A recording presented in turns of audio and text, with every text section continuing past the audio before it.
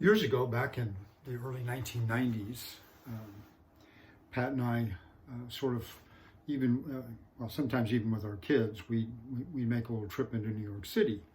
Back then, of course, the World Trade Centers were still standing, but we drive in and to Harrison, New Jersey, which is I think on the other side, closer to New York City from Newark, and we catch a PATH train for $1 a person into New York City, and we'd come in underneath the World Trade Center, and then we'd walk up to Chinatown, the Canal Street, and there'd be all kinds of vendors down there selling stuff cheap, and there was stuff there there were watches that said Rolex on them for $10. There were purses, ladies' handbags that felt real leather and said Coach on them. And then there were these polo shirts that had a tag that said Ralph Lauren on them.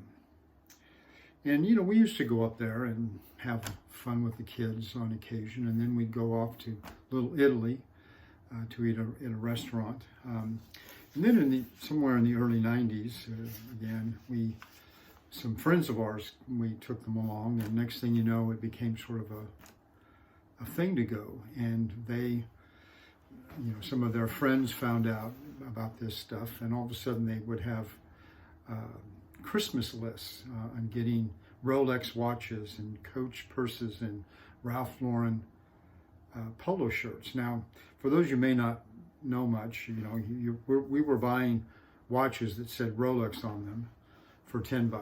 We knew that they were fake, but Rolex watches on Overstock today. Overstock, is sort of a discounted place. They're $5,000 to $21,000, and they were not cheap even back in the early 90s. Coach purses or ladies' handbags today, they're worth 400 plus. You can get them in an outlet for $169, but we were buying them for $15. And the Ralph Lauren polo shirts, they're 95 to 100, and we were getting them for 15.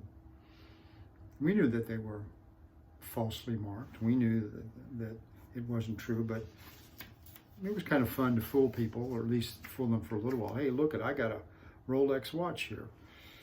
And they go, what? I think that Jude is dealing with people who come falsely labeled as being in Jesus. And he has done his best to try to show that it isn't true. And it may seem that Jude is kind of piling on. Piling on in football is a bad thing. If, once somebody goes down, even if the whistle hasn't blown, but somebody has been tackled and they're down, and then about 5 or 6 guys start piling on one at a time, the flag goes, and it's an unsportsmanlike conduct penalty, and it's 15 yards for piling on. And Jude is piling on. He really is. He started back in verse 4 and goes all the way through verse 19, dealing with these infiltrators. He doesn't call them false teachers. Peter's the only one who uses the word false teacher in the whole New Testament. I mean, false prophet, false apostle, but false teacher is used only by Peter. But anyway, for Jude, they're infiltrators, and they're not good. I'm not trying to suggest that Jude wants us to look the other way with them. But Jude is kind of piling on. He's the last letter before we deal with Revelation, next to the last in our canon, in our Bible. And I think God really wants us to get a look at people who try to take us in the wrong direction. Now, just a reminder, nearly every New Testament letter from Romans to Jude deals with some kind of false influence or teaching or something. So it's not, it's something that we have to deal with. We always have to be aware of. And one of the things we have to know is that Satan is always working overtime to make sure that there's some kind of an influence to pull us out of Jesus. And so Jude continues then in the text that we find in this book, telling us about these infiltrators. And today's text is a little on the, well, actually it's not. I mean, we've encountered this earlier, but I haven't brought it up, but I will in a minute. But let me read to you what Jude has written.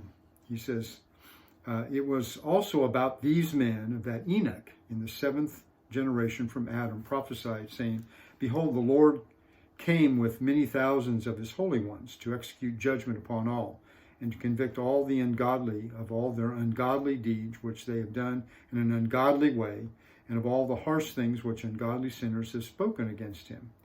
These are grumblers, finding fault, following after their own lusts, and they speak arrogantly, flattering people for the sake of an advantage. But you, beloved, ought to remember the words that were spoken beforehand by the apostles of our Lord Jesus Christ, that they were saying to you, in the last time there will be mockers, following after their own ungodly lusts. These are the ones who cause divisions, worldly minded, devoid of the Spirit. But you, beloved, well, I read too far. So that's our text. And the reason why, I say it's a little bit unique is because Jude begins by quoting in verse 4 from the book of First Enoch, and sort of characterizing it as though Enoch, who was 7th from Adam back in Genesis chapter 5, actually said it. Now, I don't know entirely why Jude quotes from First Enoch. It's what we call an apocryphal book. It was anywhere from 2 to 3 centuries earlier, written before Jude. It was probably widely known by most of the Jews in the first century. Some explanations have been that perhaps the infiltrators that Jude's dealing with, they quoted from it and believed it. Maybe Jude was using it as Paul did when he quoted Greek poets and philosophers. But whatever his reason, the quote certainly fits Jude's purpose. The Lord will judge the ungodly. And now he wants to kind of characterize these people as being under this cloud of the ungodly and this cloud of judgment. And you'll notice in verse 15 that he uses the word ungodly a lot. He says that the Lord is coming to convict the ungodly of their ungodly deeds, their ungodly ways, the harsh words that these ungodly sinners have spoken against Jesus. And so he's trying to get us to see that they're very ungodly people, ungodlike people. They're not godlike. And even later on, he says in verse 18, that they follow after their ungodly lusts. And so it kind of seems to me that, Jude, again, he's piling on with the list of things that he constantly goes over. And let's kind of consider what he says in verse 16, that these are, and then he gives us a list. Here's what they're like. They're grumblers. And I have no doubt that Jude again is taking us back into the wilderness when the Israelites are going from Mount Sinai to the Promised Land, and now have to wait for 40 years while the older generation dies and the younger generation comes up. And Jude has already brought them up in verse 5 as he talks about he destroyed the people after they came out of the land of Egypt. So they're grumblers. They gripe and complain. Can you imagine, here you are under oppression, in slavery, in Egypt. God, with this mighty hand, gives you these 10 miracles demonstrating his great power, and gets you out in the wilderness. And and all you can do is complain and grumble and murmur. And I may have said it back when we talked about verse 5, but I've often thought that the book of Numbers should be renamed the book of murmuring or the book of grumbling. That's what they were like. They just grumbled all the time. He also says that they were finding fault. Now, considering the way that he's presenting this, I thought of gaslighting when I thought of this. The reason for that is because I don't think as fault finders, they're just sort of pessimistic kind of people, but that they have an intentional agenda. You know, we're all very different in our personalities. You know, I'm quite optimistic and sometimes overly positive, and I don't think about details and so forth. And somebody can remind me of what might happen, you know, if we take this course of action. And, you know, I could easily dismiss them as just a fault finder, but or pessimistic. But, you know, in reality, we kind of need that balance. You know, let's not just think that we can do everything. We need some people to pull us back. But I think that Jude is talking about people who have an intentional agenda here. And that's why I thought of gaslighting. Gaslighting is a form of psychological manipulation in which a person or group covertly sows, and I'm reading somebody else's explanation here, seeds of doubt in a targeted individual or group, making them question their own memory, perception, or judgment. And there was a movie back in there was a play in 1938 and a movie sometime after that, and then a 1944 movie called Gaslight, in which a husband manipulates his wife into thinking she has a mental illness by dimming the gas-fueled lights in the house. Of course, he does a number of other things, and he tells her she's just hallucinating. So here, you know, he does all kinds of things to find fault with her, and it's all for the purpose of gaining an advantage over her. And I think that that's what this fault finding is. It's for doing just that. And that's exactly what happened in the wilderness. You know, earlier we looked at the sons of Korah, or Korah, as he rebelled against Moses. You know, he was trying to find fault with the leadership so that he could take over. Jude also says they follow after their own lusts, and later in verse 18 he talks about their own ungodly lusts. You know, here are, you know, lust or desires. I mean, we use the word lust to speak about bad desires, but the word, I think, here just talks about all of our desires, and we have these built in with us. And Jude has emphasized this already, so I don't want to spend too much time on it, but we need to see, though, that what drives them is the fulfillment of what they desire, not of what you desire. They don't have your best interests at heart. He also says they speak arrogantly. They kind of speak big. Now, I don't know if that's of themselves or of their, you know, of one another or of their system, but you know, it's the idea of talking big. From what I've been told, when I was at Pepperdine, we had Pepperdine in Malibu. We had a suite of four rooms. You had two roommates in each room, and then eight suite mates. I had to check my math there for just a second. Anyway, so we had 8 suite mates. Well, in one of my suite mates, not my roommate then, he came from another country and from a very rich family, a very, very rich family. He had a different sports car about every other month. This guy was wealthy, and if he got a new sports car and didn't like it, you know, mom or dad would change it almost immediately. But he was a little bit of a braggart. And one time he came in and told us he had just driven from San Francisco to Pepperdine in 2 hours. Now, San Francisco to Pepperdine is 400 miles. Now, to do that in 2 hours, you would have to drive 200 miles an hour. Now, I'm pretty sure that he was speaking big. He was being a braggart, and he went way beyond what he should have, and that was the key. You know, and as soon as they came out of his mouth, everybody said, "Wait a second, that's not possible." I mean, you know, you might be able to get by traveling 100 miles an hour from San Francisco to Pepperdine, but that's doubtful. You know, you might even be, you know, more realistically, you might make 80, but 200 miles an hour ain't no way. So you see, these people, they speak big. They're braggarts.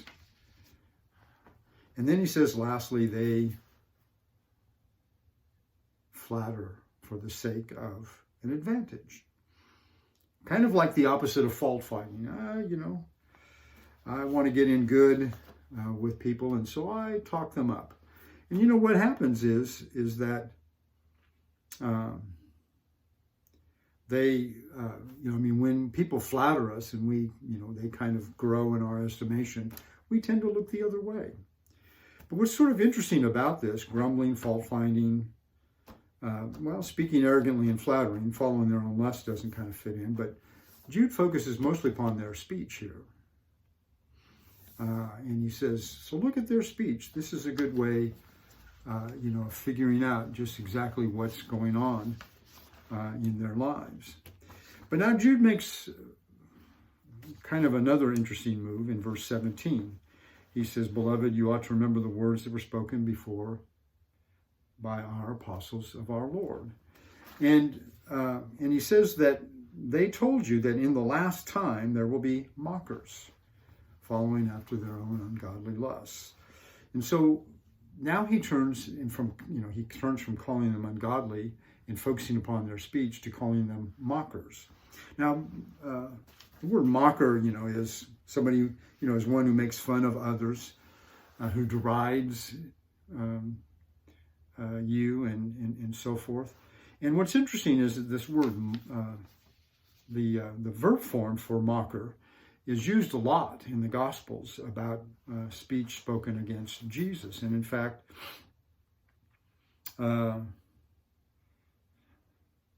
he says in verse 15, the harsh things that ungodly sinners have spoken against him.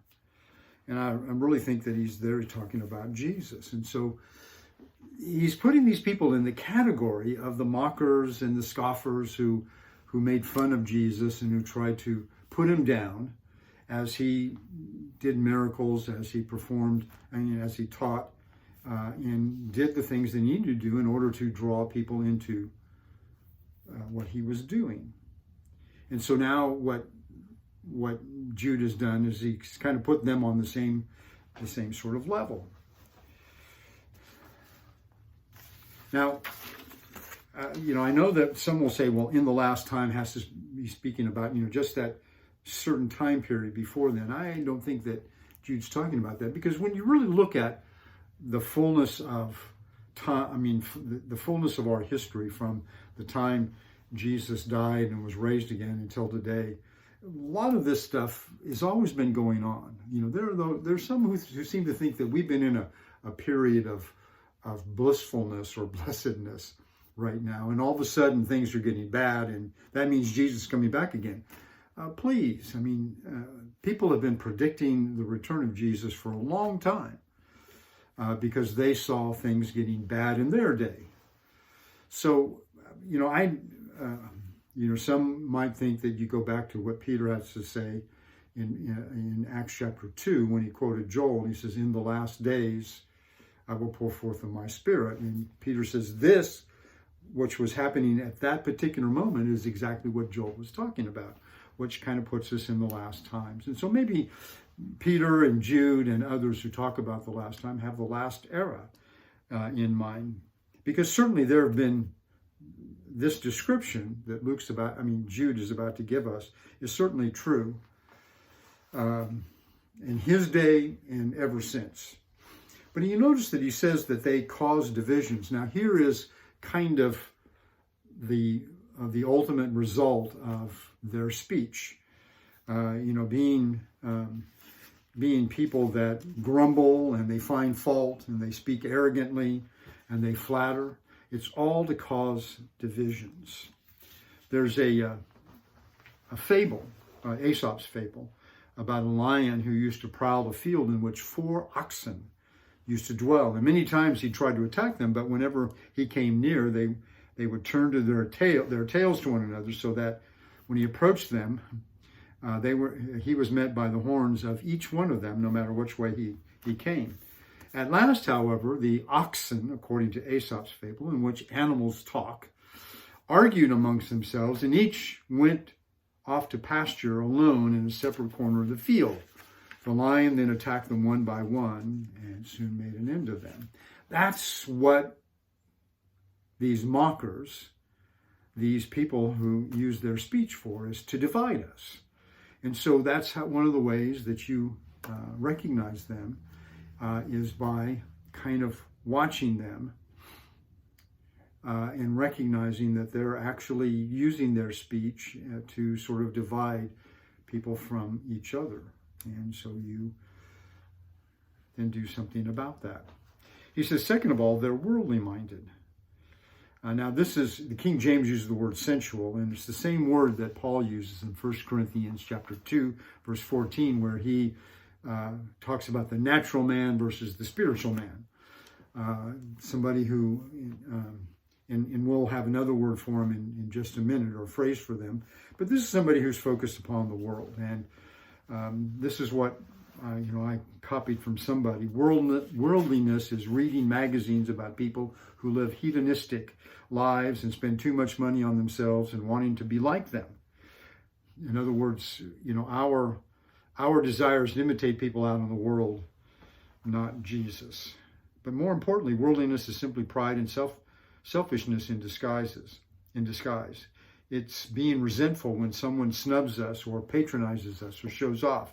It means smarting under every slight, challenging every word spoken against us, cringing when another is preferred before us. Worldliness is harboring grudges, nursing grievance, and wallowing in self-pity. These are the ways in which we are most like the world. And so, you see, it's following after the rich, want to be like them, but it's also this bad behavior.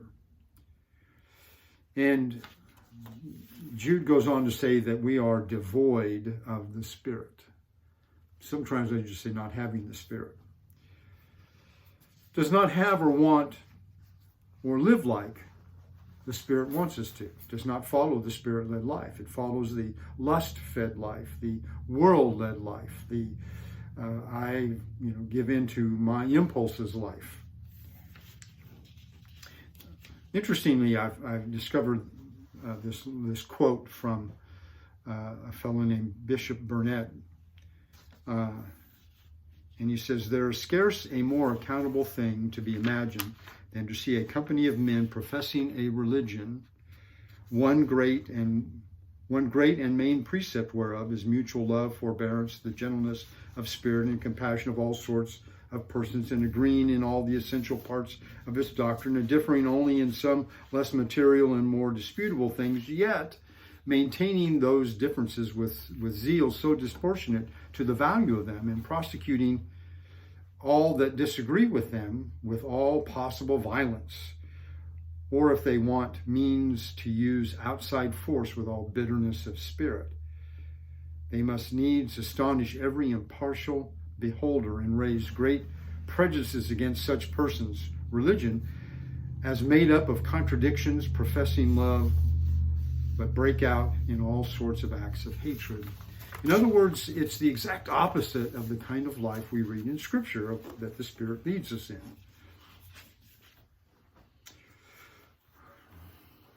So Jude tells us they are devoid of spirit, and that's his final word on these people. So he's further identified, as I've shown, these infiltrators as ungodly and mockers, devoid of the Spirit. And Jude continues this barrage against them, so we will be well equipped and identify them and expose them and contend with them.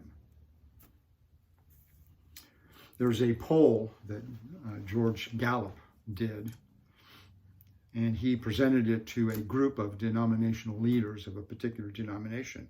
And he said, "We find that there is little difference in ethical behavior between churchgoers and those who are not active religiously. The levels of lying, cheating, and stealing are remarkably similar in both groups. 8 out of 10 Americans consider themselves Christians.